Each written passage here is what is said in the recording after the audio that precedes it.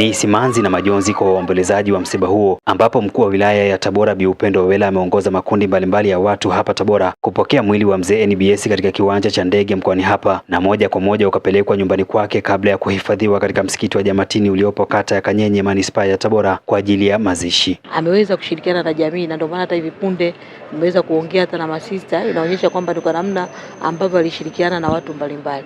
Kwa hivyo kwa upande wa serikali ni pigo, kwa sababu kupoteza mdau wa maendeleo ni changamoto. Kwa hivyo kimsingi na sisi kama serikali tumepokea kwa masikitiko makubwa, na tunamwombea Mwenyezi Mungu ailaze roho yake mahali pema peponi. Amina.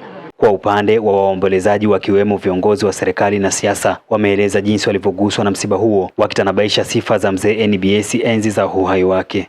Ukizungumza na watu wote ambao amefanya nao kazi, mzee wetu wakati akiwa kiongozi ni mtu ambaye alikuwa amenyooka na ni mtu mkweli, alikuwa hakwepeshi, alikuwa ni mtu wa kusimamia ukweli na ukweli daima. Nashukuru kwa dua zake ambazo ziliweza kunifikisha hapa, kwa maana nikapata nafasi hii, na saizi bado natumikia wananchi wa Gongoni.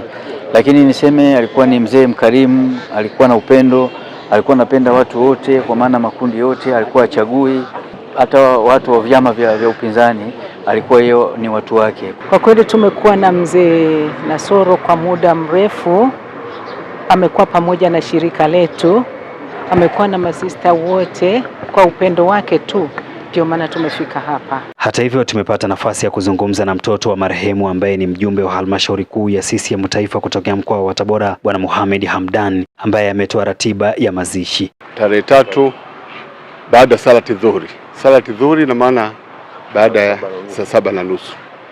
Baada ya saa 7:30 tutaondokea hapo nyumbani kwake, ambapo tutamsalia katika msikiti mkuu wa Ijumaa. Maeneo ya mazishi ni kule katika makaburi yetu tunaita maarufu kama Mihogoni. Mwili wa mzee Nasoro Hamdani maarufu NBS umehifadhiwa hapa katika msikiti huu wa Jamatini uliopo hapa manispaa ya Tabora mkoani Tabora kwa ajili ya taratibu nyingine za mazishi. Kutoka hapa mkoani Tabora, Apollo Benjamin, ITV.